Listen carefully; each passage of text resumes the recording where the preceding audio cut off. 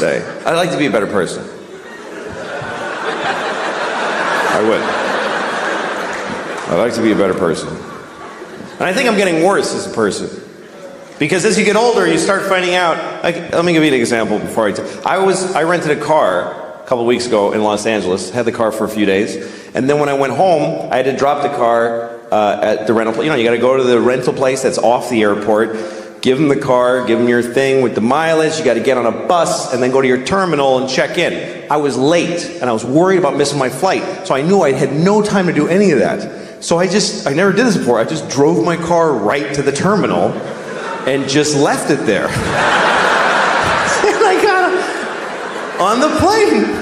And once I was on the plane and I had a little moment, I called Hertz and I said, hey, listen, your car is sitting out in front of Terminal 4 and the keys are in it. So that's where it is. And the guy was like, you can't do that. You have to return it to this location and then and I go, well, I didn't do that already. And now I'm leaving California. So if you want your car, you need to go to that place where it is. And he was like, oh, Jesus, man. All right, we'll get it. And that was the end of it. And I realized I could do this every time. Every time I rent a car, because of course they want you to do all that shit. But if you don't, they still want the car back. They're gonna send a dude. You could drive a car till you don't want it, just get out of it while it's moving and just walk away. Well, I don't feel like being in that car any longer. Just call Hertz, hi, your car is drifting into the intersection of 28th and Broadway. If you're interested, it's now your problem. But see, this is a terrible realization.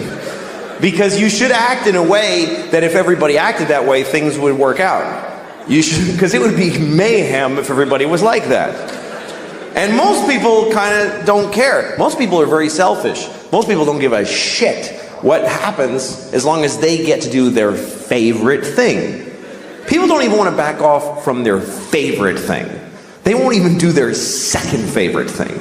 Like, you ever seen somebody like they're at an intersection and they want to make a left, but they're in the all the way right lane because they messed up. So now okay, here's the guy, he's in the right lane and there's a lot of cars, like 6th Avenue, like a lot of cars, and he wants to make that left. So what does he do? He just does it anyway. He just goes ahead and he just shoves his car through everybody's life without any...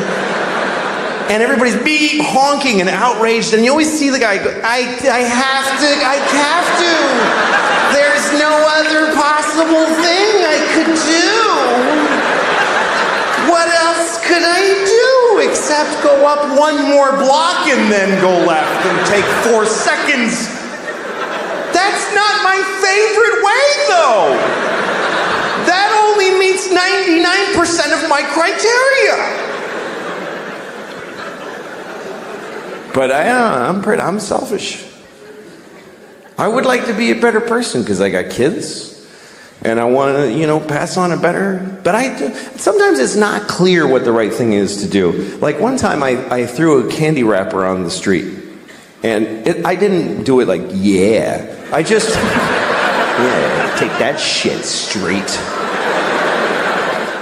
I did it because I was, like shaking. I wanted the candy.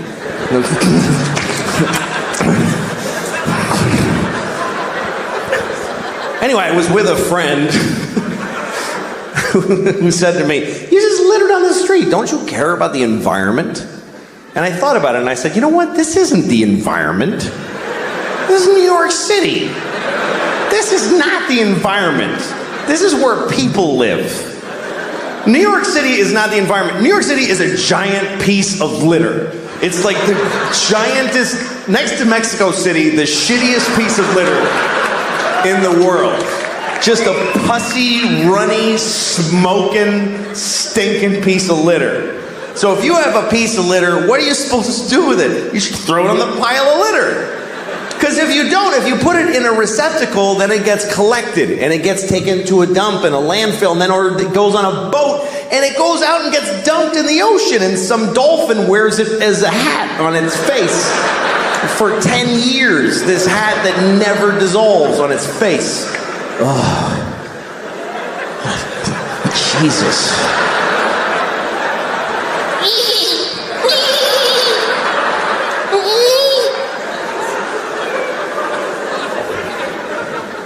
I mean, everything that we introduce to the world is shitty. Meaning white people. Because I really think that white people are from like another planet. Because when we came to America, it was so nice. It was just Indians, and they weren't even Indians. We called them that by accident, and we still call them that. Like we knew in a month that it wasn't Indians, but we just don't give a shit. We never correct it.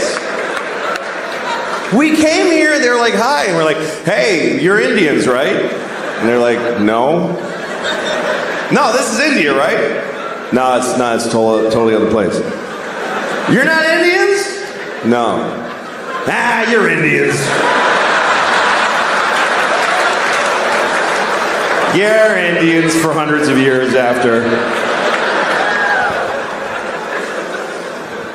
We ruined everything here. This was it was just coast to coast, just green and brown and beautiful. And all the humans were just walking around with painted faces, just walking, and they'd be like, ooh, that looks yummy, and then they just eat from the ground, and then they'd sleep on the grass, and they'd wake up and they'd fuck, and then they'd go for a swim and do a little dance. That was the whole continent, was just folks doing that.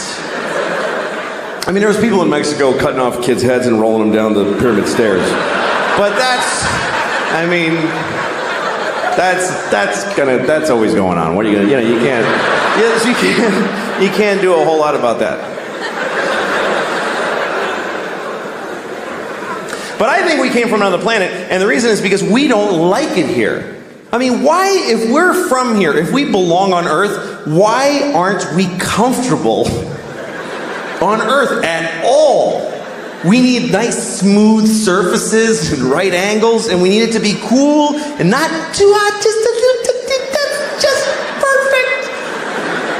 Like, when it's hot, why wouldn't we just, fuck it? Why wouldn't we be like that if we belong here? And it's weird because people that are, whatever you call there's environmentalists, and then there's people who are whatever, they just hate environmentalists. But that's what people get angry at environmentalists, because they think they're slowing down the economy and creating restrictions. And a lot of these people are Christian. A lot of these people are very devout Christians. And that's such a confusing thing to me, that if you believe that God gave you the earth, that God created the earth for you, why would you not have to look after it? Why would you not think that when he came back, he wouldn't go, what the fuck did you do? I gave this to you, motherfucker. Are you crazy?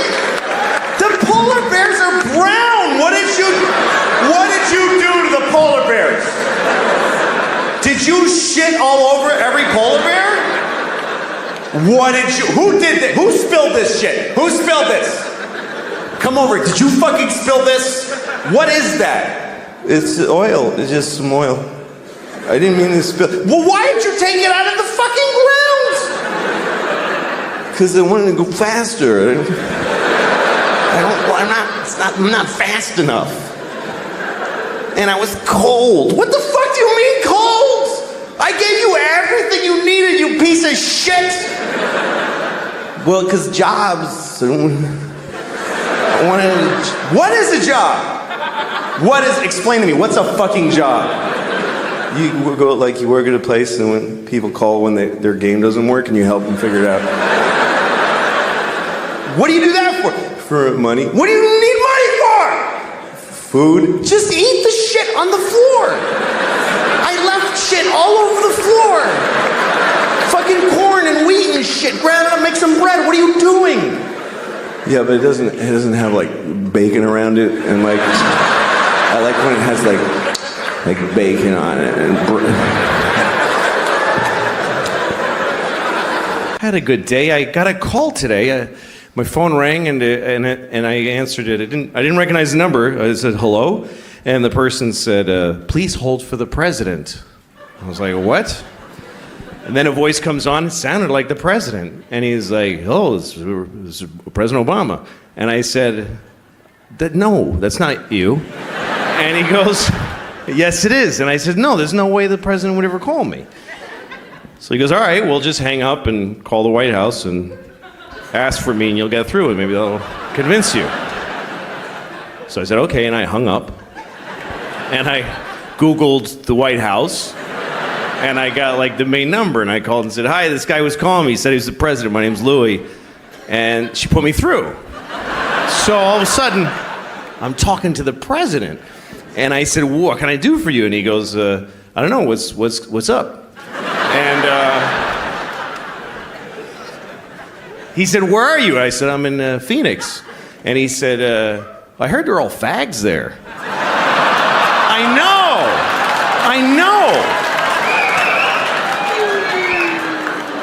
And I was like, first of all, Phoenix is not known for that. Second of all, who says fags? Like, who says just fags? And then beyond that, how dare you, Mr. President? And he says, so go tell everybody who's going to believe you, you fat douche. And he hung up. I was really surprised.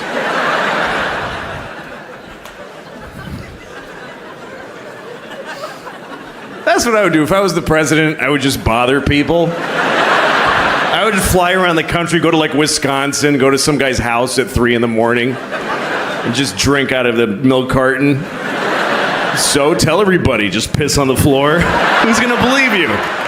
Yeah, go tell everybody the president pissed on your floor at 3 a.m. Go ahead. To me, that would be the whole point of being president. Is getting to do that. Hey! Thank you. I really appreciate that. I mean, I really like people. And I even think that I'm pretty cool sometimes. But I'm very pleased to be here because I do love The Moth, and I listen on the radio all the time.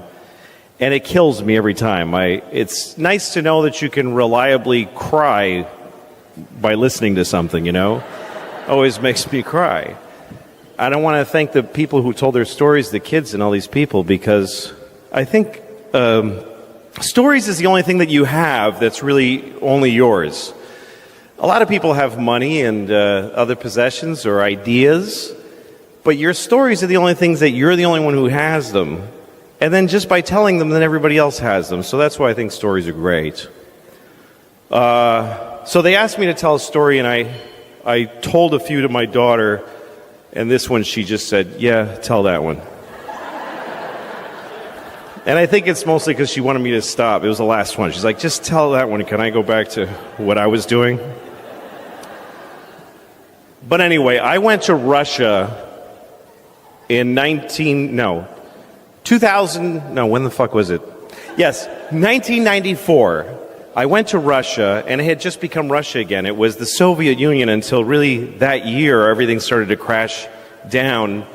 And at the time, I was a writer for the Conan O'Brien show, and I had written there for 2 years, and I was burnt out, and I didn't want to do it anymore. So I went to the head writer, and I said, I have to quit, because I think I'm going to have a nervous breakdown. And he said, take 2 weeks off, and we'll pay you for the 2 weeks. And I said, okay, I'll do that. So I had nowhere to go, and I thought, maybe I'll go to Russia. I really don't know why. I can't really explain any decisions I made then. Because I have children now, so you don't have to search when you have children. You're not like, oh, what could I do to enhance my life? You're just sort of compelled to do whatever comes at you at a certain age in life.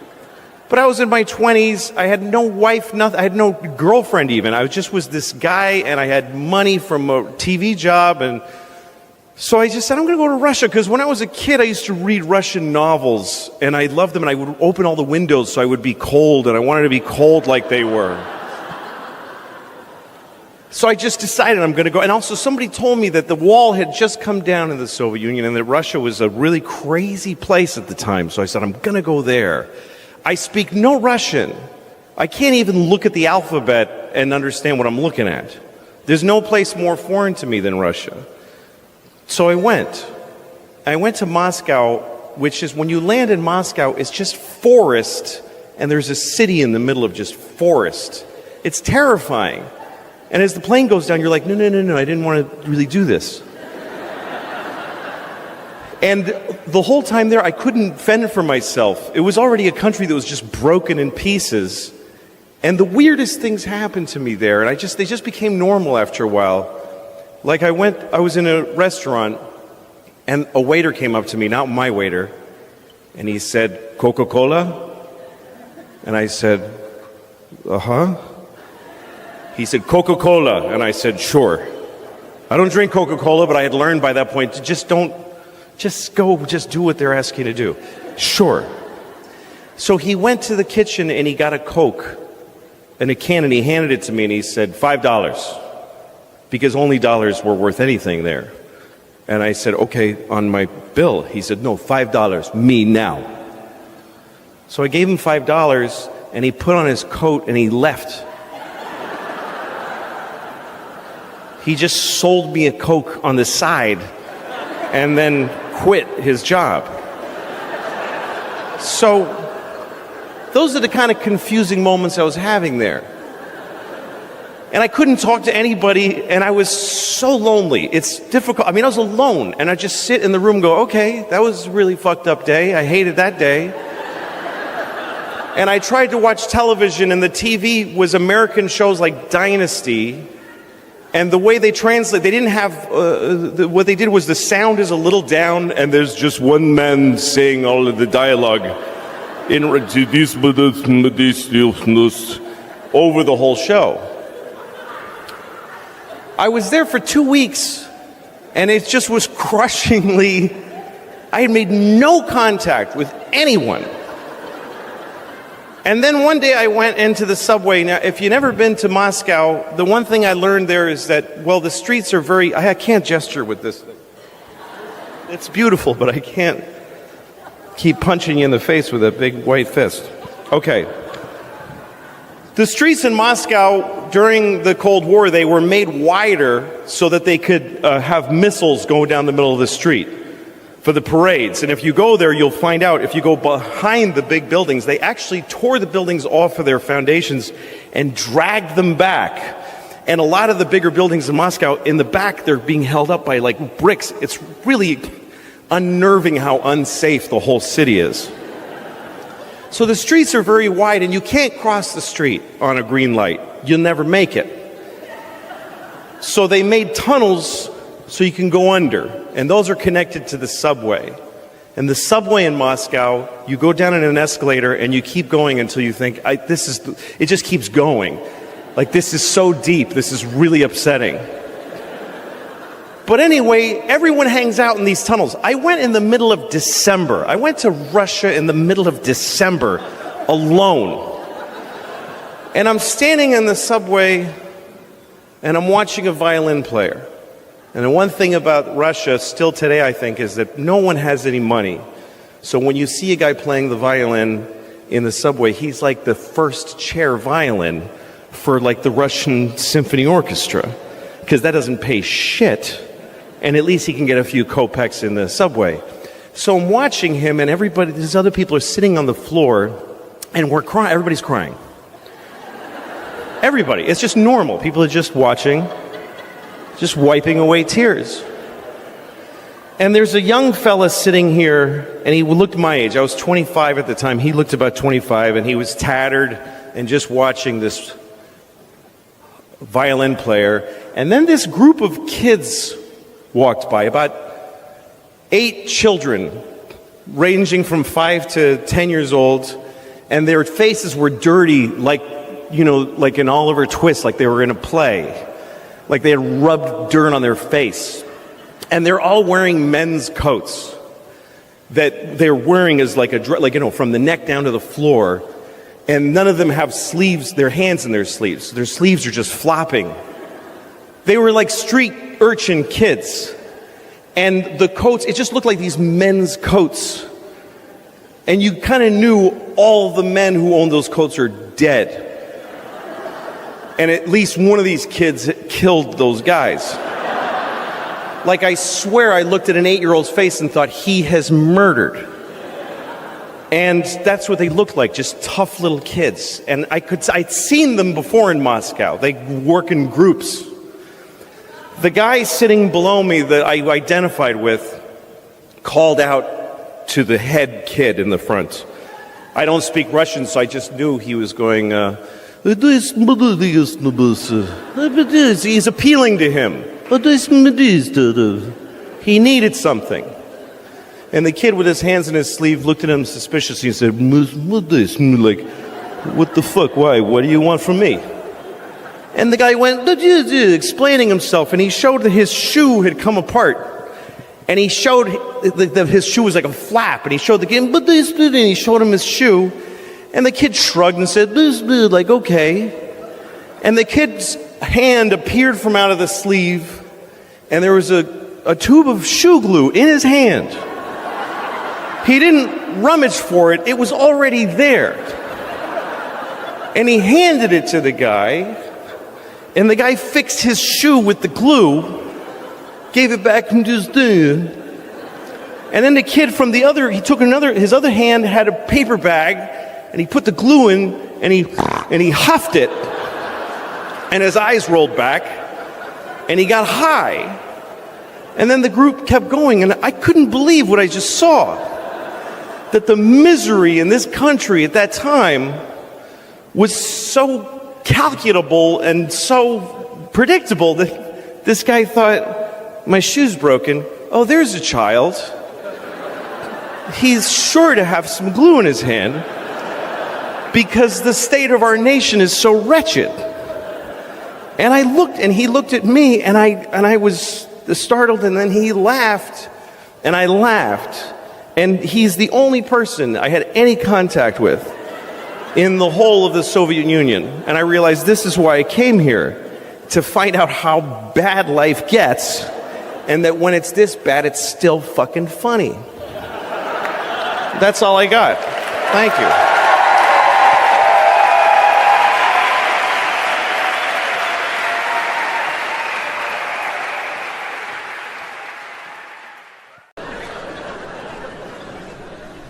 I've seen a few tits. I've seen, I don't know, 48 maybe, I don't know. I've had my history in my life, you know. I've been divorced for 5 years, and it's been the best part of my life, being divorced. Easily my favorite part of my life. I love being divorced. Every year has been better than the last. And this is the only time I can say that about. And by the way, I'm not saying don't get married. If you meet somebody, fall in love and get married, and then get divorced, because that's the best part. It's the best part. Marriage is just like a larva stage for true happiness, which is divorce, because you just let go and everything's fine now. Divorce is forever. It really actually is. Marriage is for how long you can hack it. But divorce just gets stronger like a piece of oak. Nobody ever says, oh, my divorce is falling apart, it's over, I can't take it. And again, if you're in a good marriage, stay in it. If you're in the best marriage ever, stay in it. I'm just saying, if you got out, it would be better. That's just a fact. I'm sorry, but it's true. Everything's better. My ex-wife and I, this is the best part of our knowing each other. We're good co-parents because we live apart and we're friends. Our kids go to her half the week, they come to me half the week. And I'm a good father. I'm an attentive, focused, and responsible father. Do you know why? Because I get to say goodbye to these kids every week. Are you shitting me? It's like every parent's fantasy. Who can't be a good father for half of every week? No matter how bad it gets, every Wednesday I get to go, goodbye, girls. Daddy's gonna go upstairs and pour whiskey all over his naked body right now.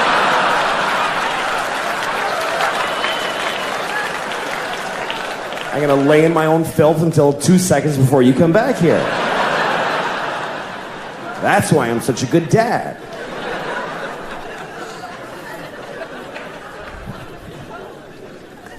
my daughter was having a dance thing at her school. They had this big dance.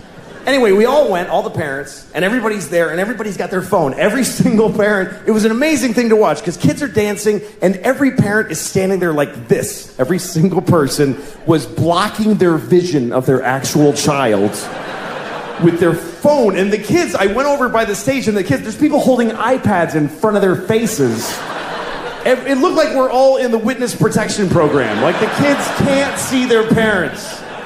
And everybody's watching a shitty movie of something that's happening 10 feet. Like, look at your fucking kid. The resolution on the kid is unbelievable. If you just look, it's totally HD. Why are you taping this? You're never gonna watch it.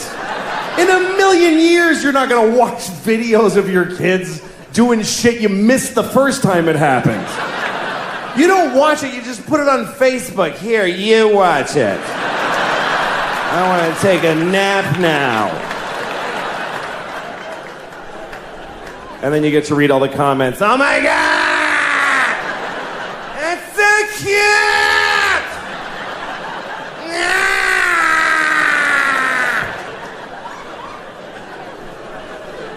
And guess what? They're not watching it either. They're not watching the video. These kids are dancing for no one. Nobody watches the videos on your Facebook. They see the first frame of a kid and they go, that's very nice. Okay, back to this.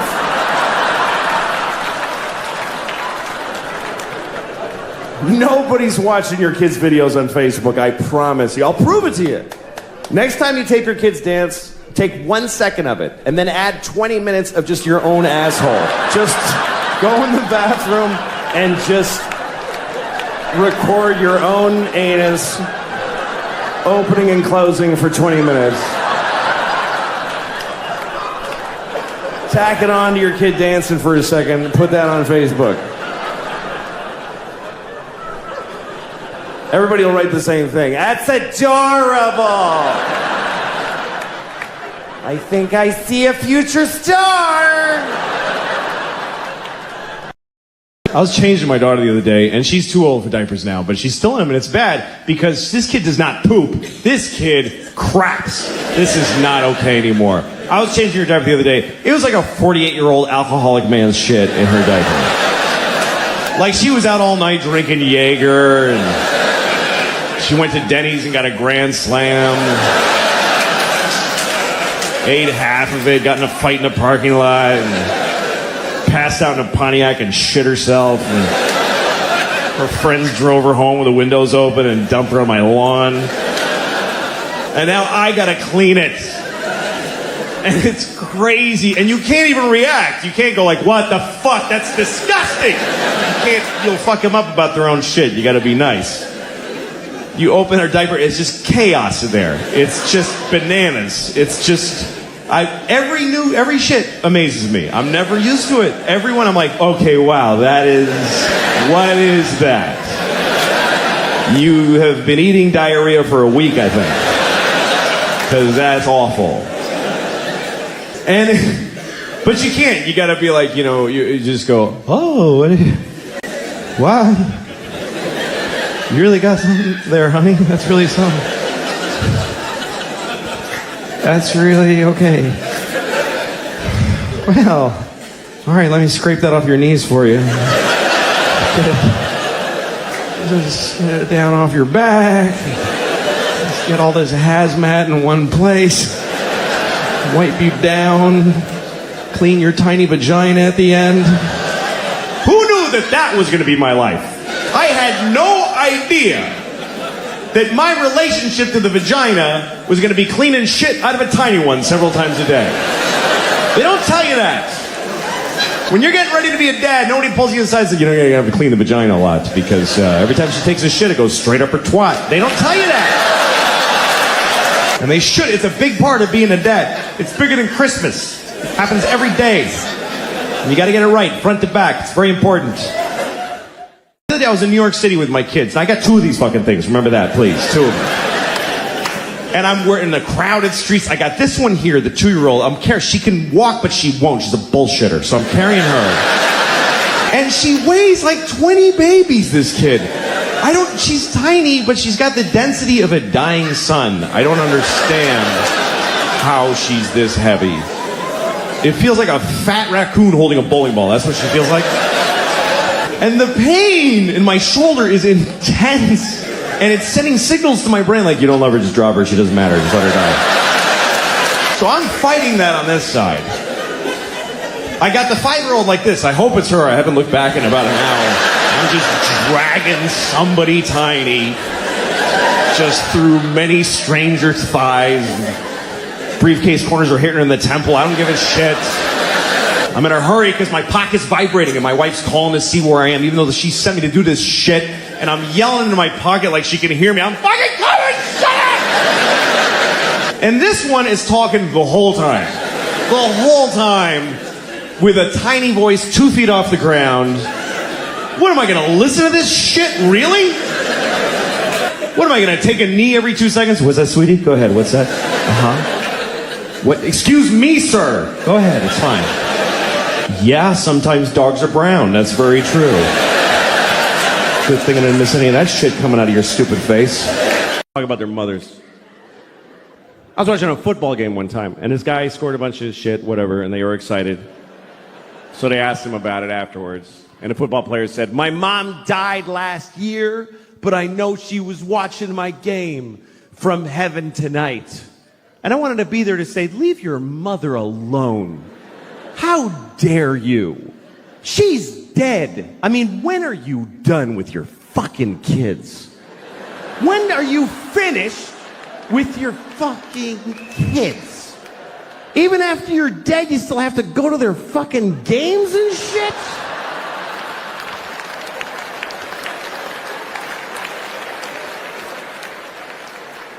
Leave your mother alone. She did her job. She raised you and it killed her.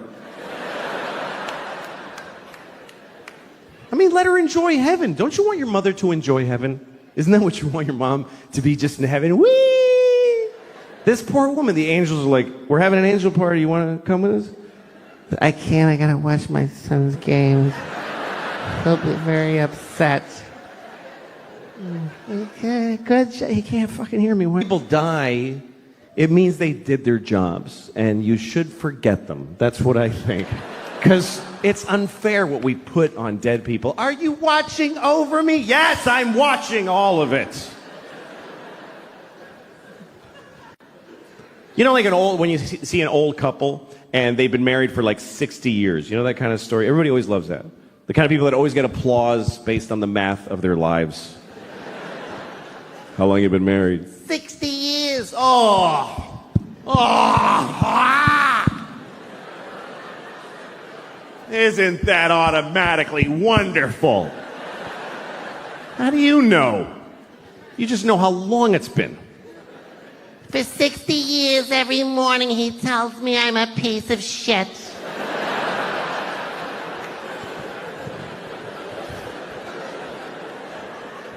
Well, let's just say this is a happy couple, okay? They love each other. They've been married for 60 years. That's longer than most people really want to be alive, and they've been together that long. And now they're just an old couple, and they just walk together. You know when you see two people? And it's kind of lovely. They don't need anybody else. It's just the two of them. This is both of them. They just walk. They always walk somewhere nobody walks there. It's trash. Trucks. He's wearing a suit that is not a color. She's wearing a dress that's like a triangle, like a kid drew it. It's just fucking a dress with fruit on it. Nobody cares. And they just walk every day. It's cold. Yeah, it's cold. You want to go to the store and get a cracker? Yeah, let's get a cracker at the store. Yeah, buy Yeah,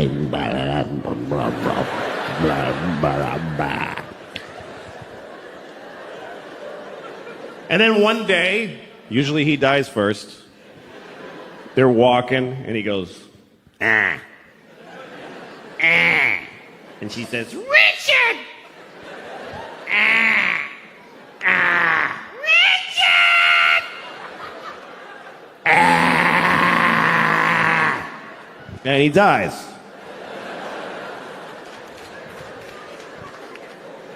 So now it's just her. Just Rose. And she's alone. Now she just stands in their house. Once in a while, somebody goes to get Rose because there's a wedding. Come on, Rose. Enter. Just fucking come on. Come on. Fuck, come on. Fuck. Just want to push her from... She lives 10 more years. 10 years after Richard dies. And then 10 years later, now she's laying in a bed. She's dying. Somebody's there with her on their phone.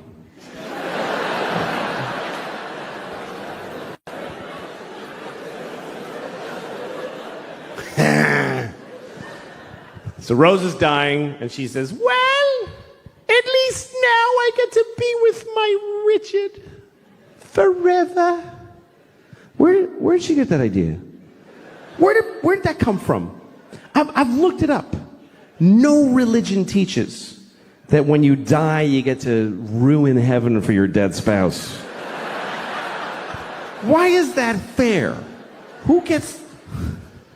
Richard's been dead for 10 years. He's been in heaven for 10 years. And somebody comes up to him, hey, your wife is coming.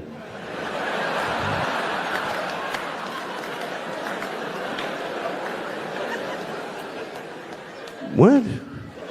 Hey, just now? Yeah, Rose just died. She'll be here in about 20 minutes. They just gotta hose her down and tape the wings on. And then you're gonna be together forever. Wait a minute. Fuck. You said this was heaven. Why is this... I have a girlfriend here now. I don't want to fucking... She's the love of your life. She's not the love of my death, motherfucker.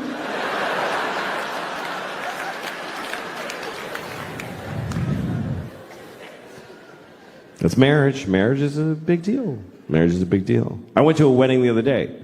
I went to a gay wedding. I've been to a lot of gay weddings, which is not true. It's not true at all, but I did go to one. But I don't go to weddings generally because I don't like them. I hate it. Don't invite me, really. I think it's rude to invite people to your wedding. I really do. Nobody's happy to get that shit. You make it all pretty, and they're like, oh, fuck! This is gonna suck!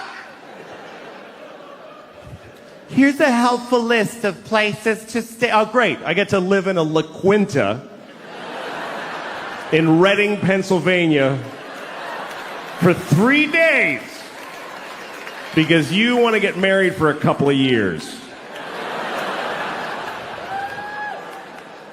Nobody wants to watch you start your shitty thing. Nobody wants to see it.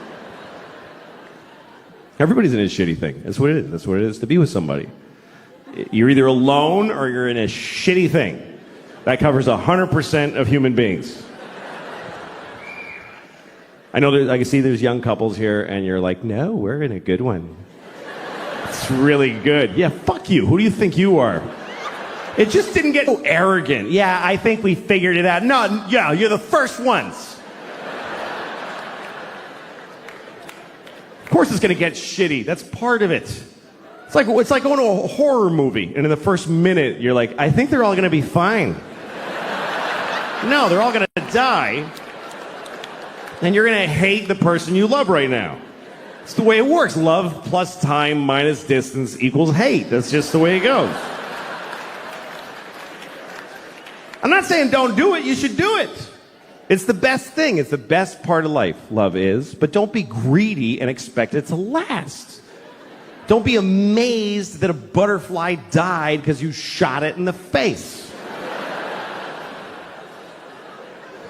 Just fall in love, make a fucking mess, It goes shitty, you don't realize it till too late, and then you cry a lot and move on. It's the best part of life.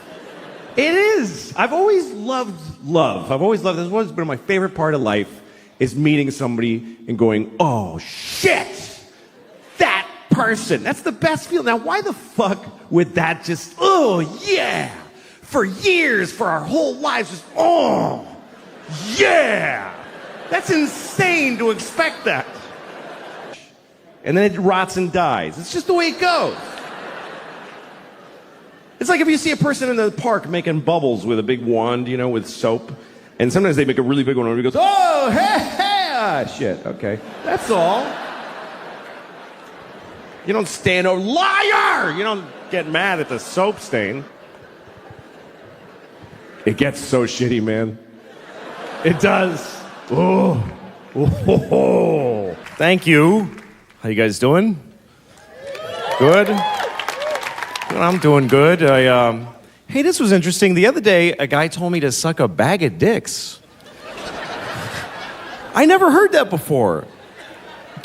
Total stranger told me to suck a bag of dicks. A whole bag of them. He was angry. He didn't just, like a greeting, suck a bag of dicks, like a, oh, suck a bag of dicks to you too. No, he was... Here's what happened. I cut a guy off in traffic because I was in a hurry and he's not me, so I don't give a shit about him, so I cut him off. And so he was angry, and we're at the next red light, and he's like, fuck you! And he starts going like this because he wants me to roll my window down like I'm supposed to take part in my own abuse and help. Oh yeah, I don't want to miss this. What do you have to say about me there? So I rolled it down because I'm interested, and he yells, hey, suck a bag of dicks! And then he drove away.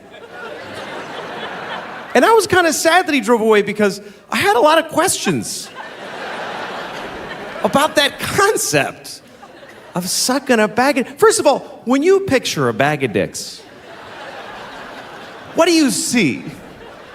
What does a bag of dicks look like? Is it like a plastic bag and they're all mushed in together like chicken parts and the date's written on with Sharpie? You keep them in the freezer like that? Or is it like a paper bag and they're sticking out like baguettes, kind of like you bringing home the groceries, nice bag of dicks for the family? Here you go, Susie, take a blue one. And how do you suck a bag of dicks? Do I take the bag and suck the bag itself, or am I supposed to take them out and suck each dick individually and throw the used ones in a bowl like edamame shells? What are the... Do I have to make them all come? There's a lot of questions.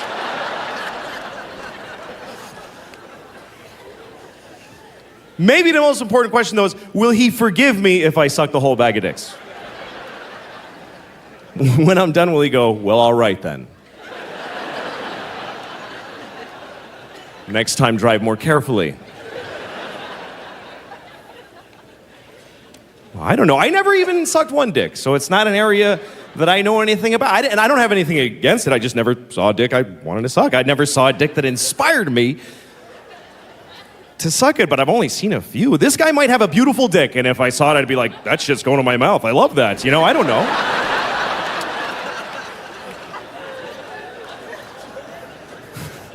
The only thing I know about sucking dicks is that my wife does not do it. And I understand it, because who wants to blow your husband? Who would want it? What a thankless bummer job to blow a guy you fucking are married to. Nobody wants to blow you want to blow your date. You want to blow a guy you've been dating and he's mysterious. You suck his cock, you go home. That's the proper context. Who wants to blow a guy and then go to IQ with him all day? That's not fun to do that. Do his shitty laundry and he comes out of the bed, all right, you suck my dick now? Oh, yes, I'm dying to suck your smelly dick for the 1,000th time with no reward whatsoever. Yeah, I'm dying to do that. My wife gave me a hand job the other day, and I think it was probably the saddest thing that ever happened in America, that hand job. There should be a fucking benefit for that hand job. Seriously, here's what happened. My wife and I were home. The baby's asleep in our bed upstairs. The 4-year-old is wherever the fuck she goes all day. And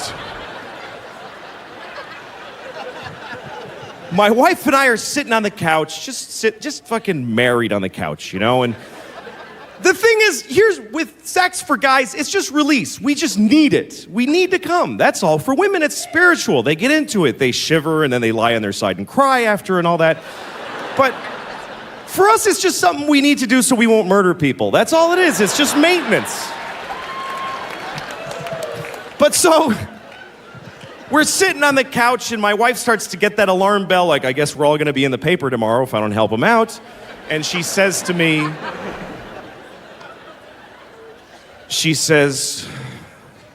do you want a hand job? And I'm like, yeah, that sounds awesome. So, we go up to the baby's room because it's the only empty room in the house, and hey, fuck you, I paid a rent. I'll shit on her bed if I want to, okay?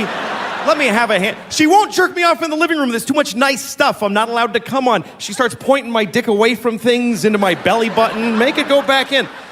All right, so I'm laying on the floor in my daughter's room, looking up at a mobile of bears dangling over my head. And my wife is just sitting there in her bathrobe fucking...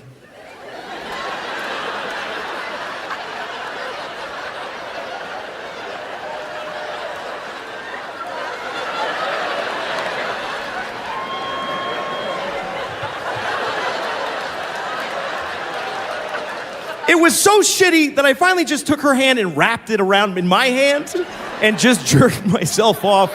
That has to be the lowest form of sex that's even fucking possible, to be jerking myself off with my tired wife's hand. She might as well be dead, seriously. Like, I came home, found her dead, and fuck it, I'm getting one more before I call the police. One more time, that's all. Thank you very much, everybody. Good night. Thank you. I'm taking this.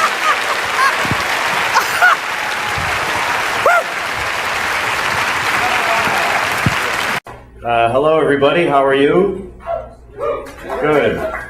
I'm doing well. I had a good day today. I went to the movies, and before the movie now, they show you that whole presentation where they explain that you shouldn't download movies on the internet because you're hurting all the people that work on the movies. They need to feed their families, so you shouldn't download movies on the internet. And I thought, holy shit, I had no idea. I just didn't know you could download movies on the internet. That is great news. I'm gonna download all of them. I went to the park today. I like going to the park because I can masturbate without my wife bothering me. So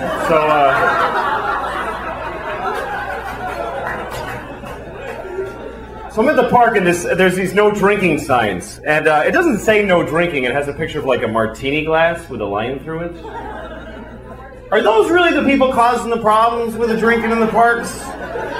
Shouldn't it be like a bottle in a bag with a line through it? Are there guys out there at 3 in the morning? Hey!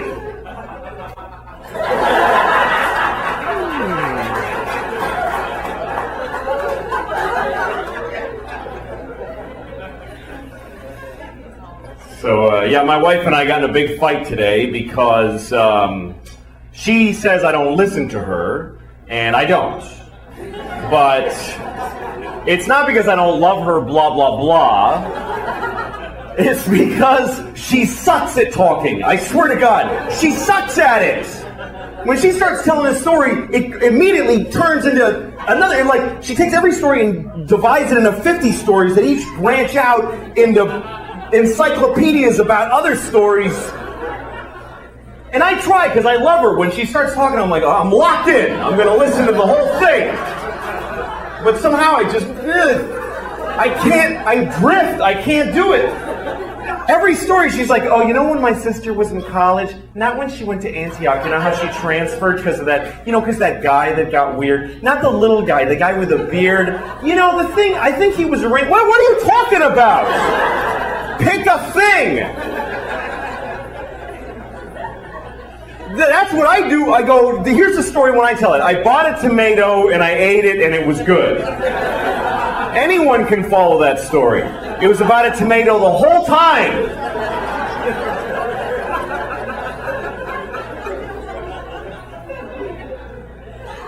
No, she's great. She is. I love her. I mean, without her, I'd be living under a bridge somewhere. God, that would be great. How great that would be. I would love that. We have a baby, and oh my God. When you have a baby, everything changes. And people tell you, they go, your whole life is going to change. And they were right. I think the biggest difference between my life now and before we had the baby is that now we have a baby. We have a baby. You know, that's a huge responsibility. You got to not leave them outside. You got a lot of stuff you got to take care of constantly. No, it's great though. My father told me when I was a kid, he said, you're not going to know what it is to be a real man until you hold a tiny baby in your arms. And I didn't understand that then, but I do now because I held my baby in my arms and I felt like a real man, you know, because I could crush that.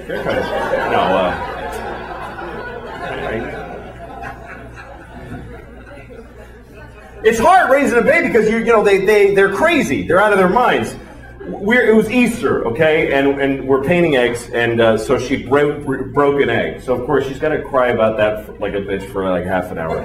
So, and I go, it's okay, honey, it's just an egg, and I give her another one, and she threw it at me, and then she just starts throwing eggs, and we're trying to stop her. We have like this rule that we can't say anything negative to her, so we're trying to stop her from throwing eggs without saying any negative. Like goes, how about not throwing the eggs? That would be interesting. Finally, my wife goes, you know, we were having a nice Easter, but now we're not, and it's because of you. Yeah, that's really positive, honey. Why don't you just punch her in the face? Just punch her right in the face. You might get over that. The worst word a baby has when she learns it is the word why. I hate the word why. I really hate it. And it's not, look, like I used to judge other parents, but I don't anymore. Like, you know when you're like at McDonald's and you see a mother or father with a kid, and the kid looks so cute and she's eating fries, and the mother or father's like, oh God, oh Jesus Christ. I hate this, I hate it, I hate it, I hate it, I hate it. And then a little kid says something like, Mama, why are those people standing there? And she goes, just shut up and eat your fries. And you go, what a horrible mother. Why doesn't she just answer her? How hard could it be to just answer her? You know what? You don't know what you're talking about. Because when a kid asks a question why, you tell her why, and she wants to know why that. Too. And then you tell her why that. She wants to know why that. She takes every idea and deconstructs it to the point, I don't even know who I am anymore when we finish talking. The other day she's like, Papa, why is there rain? Oh, because the water fell out of the sky. Why? Because it was in a cloud. Why? Because it came from the lake. Why? Because it got hot and it evaporated. Why? Because the earth is hotter when it's nearer to the sun. Why? I don't know. I don't know. Why? Because I didn't pay attention when it was taught to me in school. I didn't listen to anything anybody said to me.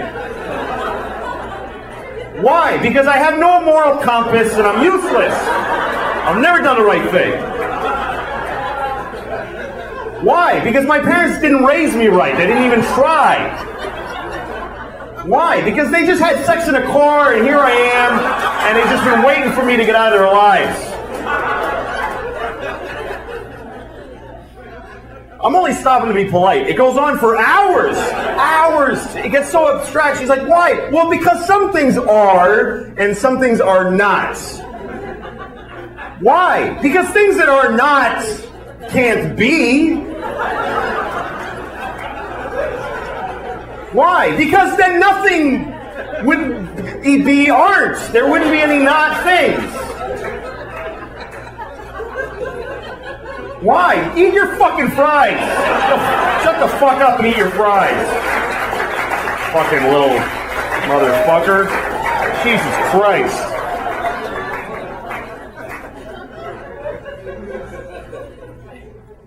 Nah, she talks, man. They talk, and you have to say shit back. You can't just go, Papa, look at the bird. You can't just go.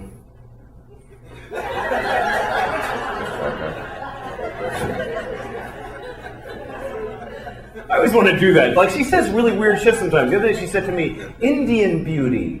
I was like, what? Indian beauty. I was like, what does that mean?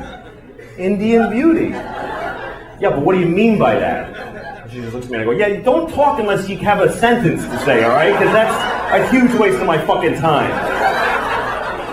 Jesus Christ. Like the other day, she wants to say, excuse me. She says, accuse me. That's not even close to meaning the same thing. All right? Accuse you of what? That you don't know how to fucking talk? Yeah. Yeah, you don't. Fucking shut it till it works, all right? Fucking kid is full of shit. Her favorite song is the alphabet song, right? That's what I call it, the alphabet song. You know what she calls it? The name of the song is A, B, C, D, E, F, G. She says, I want to sing A, B, C, D, E, F, G, H, I, J, K, L, M, N, O, P, Q, R, S, T, U, V, W, X, Y, and Z. I'm like, oh, well, now let's not sing it, because you fucking ruined it for whoever's listening. That's not the title of the song, you fucking idiot. That's the fucking song. Jesus, motherfucking Christ.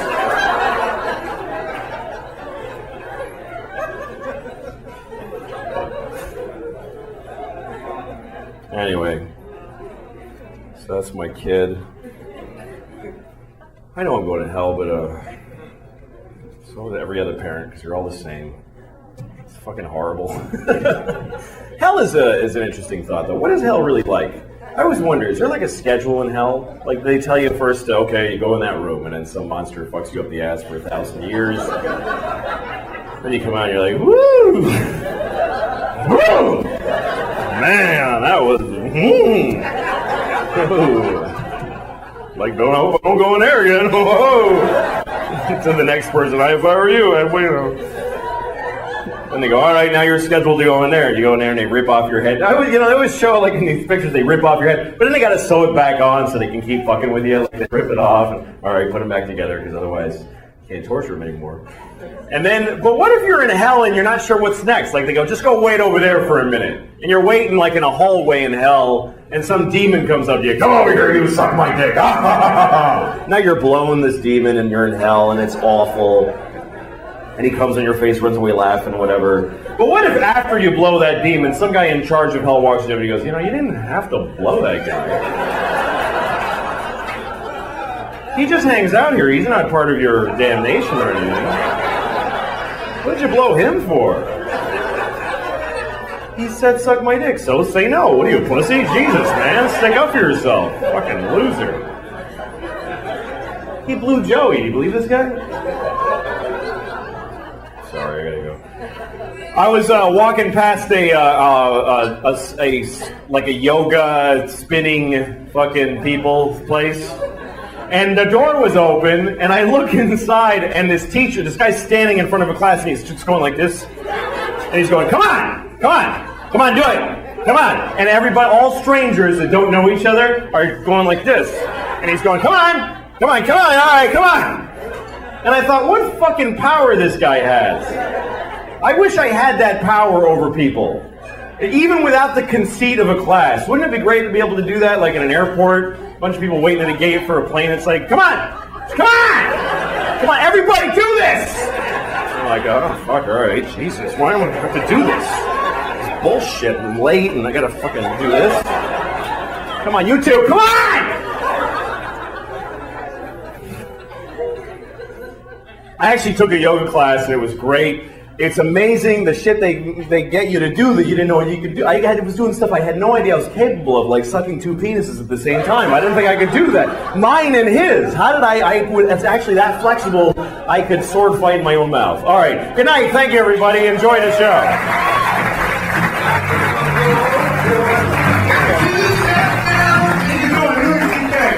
Thanks, man. Thanks for coming, guys.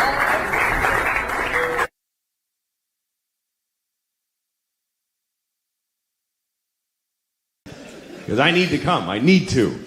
Coming is a need. I came the first time when I was 12 and I haven't skipped a day.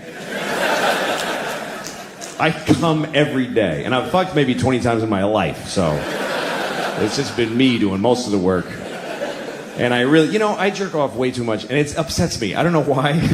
Maybe it's because it's so selfish. I don't know what it is, but I know it's bad. I know I'm hurting somebody somewhere. There's something wrong with it. Like, I was thinking the other day that you can figure out how bad a person you are by how soon after September 11th you masturbated, like how long you waited.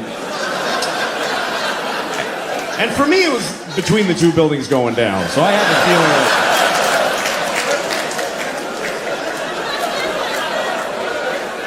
I had to do it. I had to, otherwise they win. That's the way I was looking at it at the time. This is a strange time for all of us.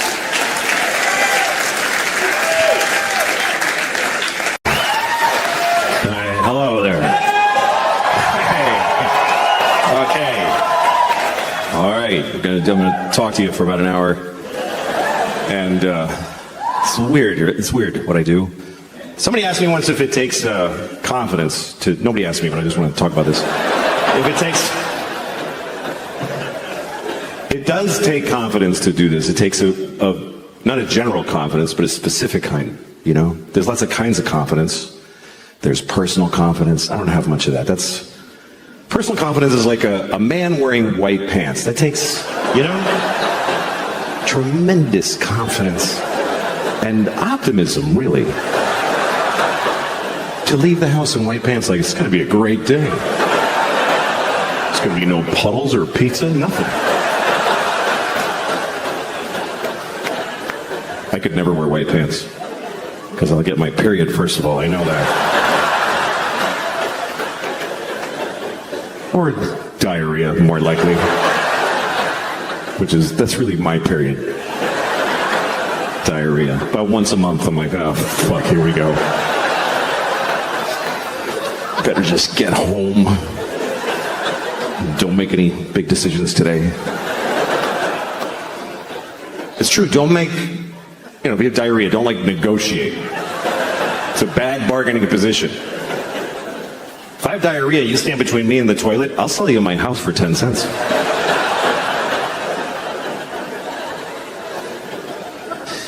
So that's one kind of confidence. Here's another kind, moral confidence. Moral confidence. That means knowing that you would do the right thing. Knowing that you wouldn't do something wrong. Moral confidence. You can have that in your daily life, because a lot of your days are the same. But what if you were in another time? I would love to believe, I feel confident that I would not have had slaves. I wouldn't have done it. I wouldn't have done it. I wouldn't have had any.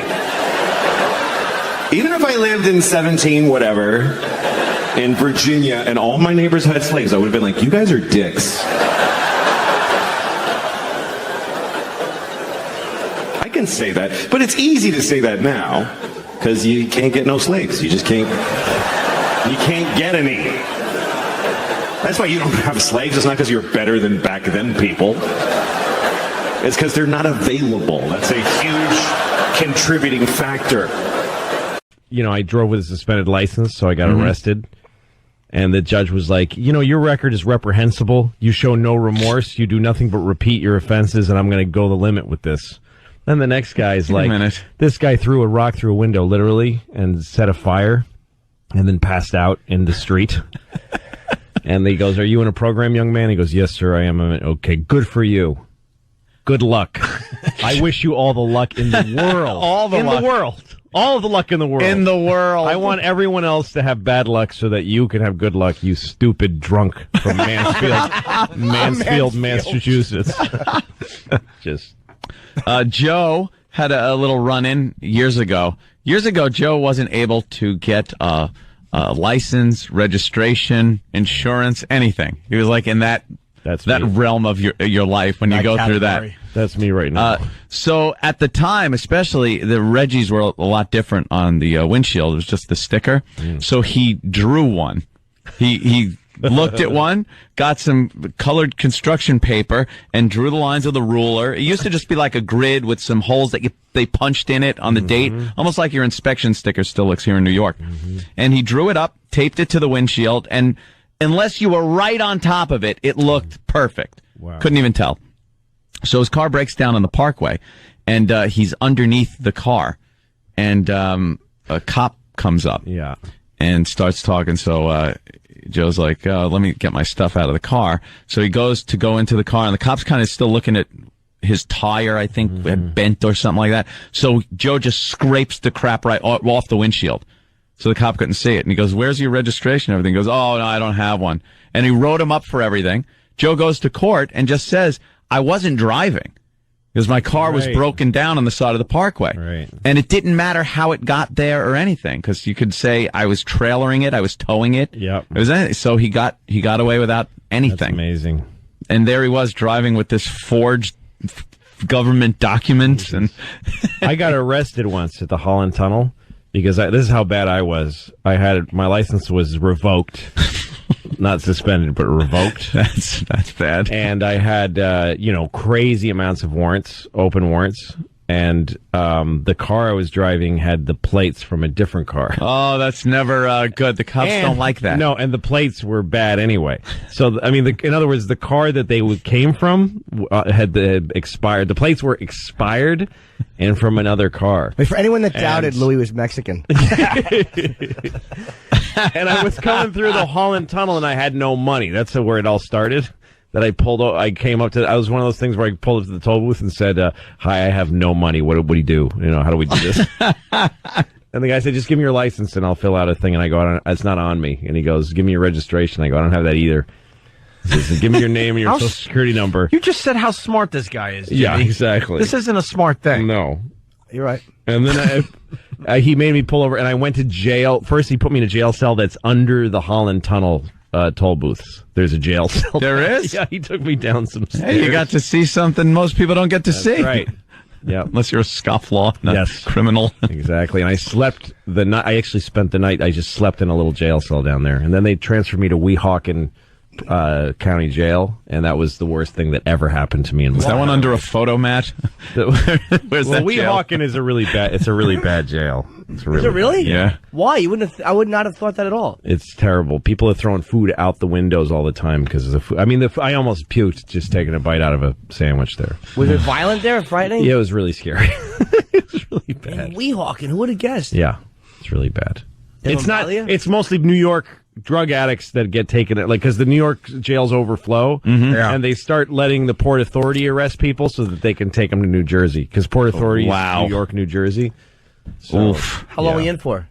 like a day and a half. I was in, for a morning, afternoon, night, and the whole next day. It was horrible. Did anyone That's beat a you up? long time. Well, and when I got there, I was in a holding cell, and one of the guys in the holding Nothing. cell said to me, "Don't let them take you out of this cell, because you'll never be heard from again. If you get moved to a permanent cell, they'll never find you. They lose people because it's a bad bureaucracy." And everybody in the cell agreed, don't leave this cell. And a cop would come once in a while and say, "We got to move you," and I'd go, "No." He said, "Just say no." I'm like, "How do you just say no to?" Yeah, and I he's go, saying we "No, gotta I'm not moving." And he goes, "Come on, we're moving you to permanent cell." And I go, "I'm not leaving here." And he goes, all right. And that kept happening. I just kept refusing to leave. How the do you cell. refuse? Just say no. Wow, I didn't know that was an option. Yeah, No, let me out. it's really. I bad. don't belong here. No, and the worst part was that there was a toilet just in the middle of the floor of the whole place, like in the middle of the room. Yeah, you would just have to You sit just there. have to and sit there and Yeah. Ooh, There's no close. There's no I privacy bet I got or dumped anything. even though I didn't. No, say it didn't. No, I think you stopped it. I So wait, stopped it. did you get moved to a permanent cell? You'd be there for a week, maybe. Basically, and I mean, I was because I made bail before I even arrived, because I called. I used the phone in the Holland Tunnel cell, and I made bail right away. But it took 2 days for the bail to find me. Oh, amazing. man. Yeah, it's bad. How much was Prison bail? System is bad. Oh, I mean, I had to pay. Yeah, it was Like nothing. No, it was a lot. It was Really? like $600 or something. I mean, for me, that was a lot then. Now I would. You're like, I'll pay $6 million to get out of here. I don't have that kind of money. Figure we could take care of it right here in Brainerd. Give him that one. Exactly. Right here in Brainerd. I just want to be in full compliance. Yeah. Oh, thank you, Iraq. Yes. Yes, because that helps. Fargo with song. it. They want more stuff.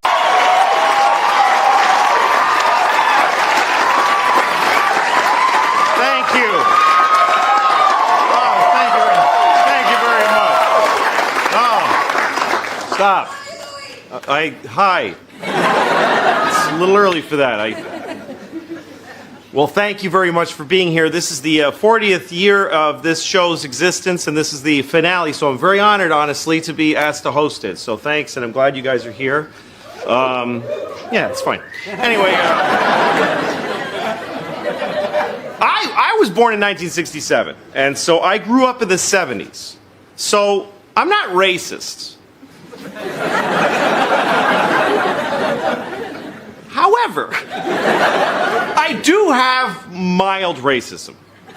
It's the best I could do coming out of the 70s because that was a very racist decade. People said racist things all the time and nobody got offended. The only time somebody got offended if you said something racist in the 70s is when they would then say, like, hey, you interrupted me. I was saying something racist. Why did you? So I have mild racism. It's benign. It's not aggressive. It's not even negative racism. It's mild racism. I'll give you an example. Okay, like if I go to a pizza place I've never been to before, and it's run by 4 black women, I'll go like, See, it's very mild. It's extremely mild racism. I'll notice that. Yeah. You don't usually see that, 4 black women running a pizza place. Unless it's called 4 Black Girls Pizza or something like that. Like that's the whole point of the place. It's mild. Here's another example of mild racism. If I say I'm in a hospital and the doctor comes in to treat me and the doctor's from China or India, I'll think, well, good. Good, more of that. Why not? It's very mild racism. Here's another example. If I'm in a gas station late at night and a young man comes in wearing a hooded sweatshirt, if he's white, I'll think, oh, he's an athlete. If he's black, unless he has a big smile on his face, then I become mildly racist, and this is what I think. I think, that's fine. Everything's fine. Nothing's gonna happen. No, of course I'm fine. Why did I even think that for a second? This is because I was raised in the 70s. The 70s were a very different time. The 70s, everything was different in the 70s than it is now. Except the Middle East is exactly the same. It's exactly the same as it was in the 70s. It's been the same fights, and you know what? It's boring now. That's the worst part of it. When I was a kid, we were like, ugh, but you can't go like this for like 1,000 years. After a while, when you fight, people don't care, because when you're just you just keep fighting. Everybody's like, those guys are dicks. They just fight. That's what it's like. You know, like I have 2 kids, and they fight sometimes. And when they first start fighting, I get concerned. I go in their room, I'm like, hey, what's going on? What's wrong? Why are we having some feelings? Can we listen to each other, please? Can we please just listen to each other? Okay, you go first. And then she's like,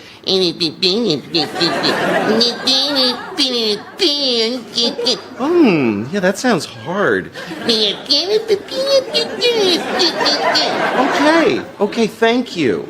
Okay, now you. Because I like this one a little more, so that's why I make it.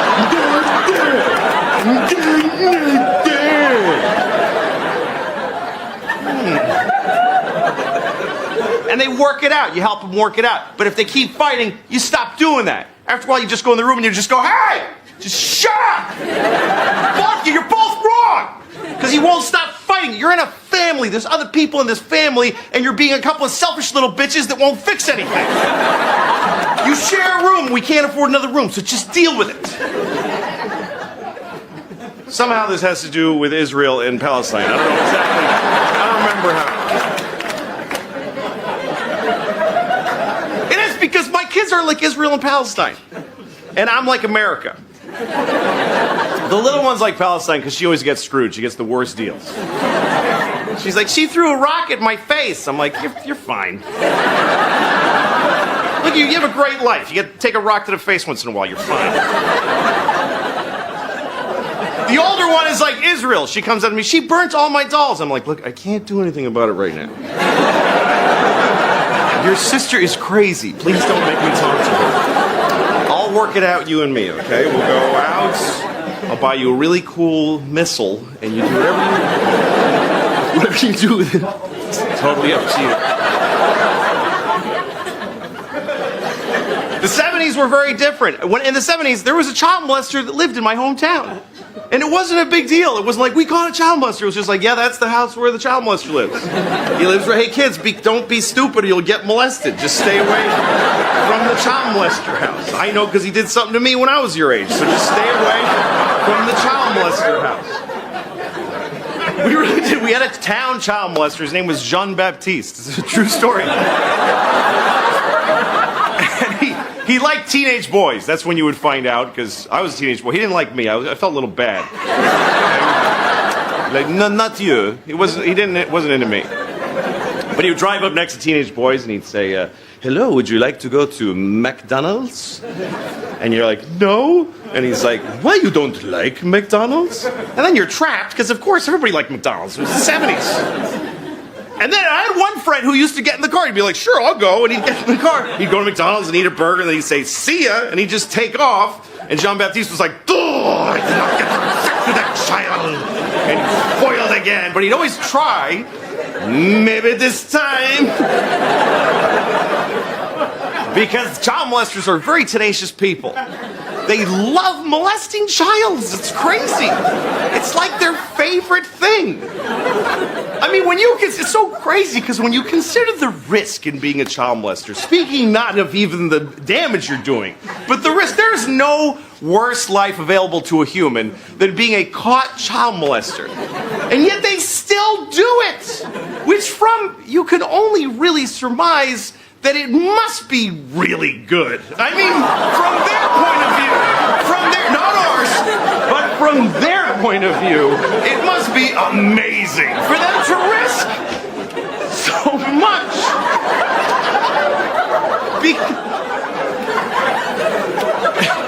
How do you think I feel? It's my last show, probably.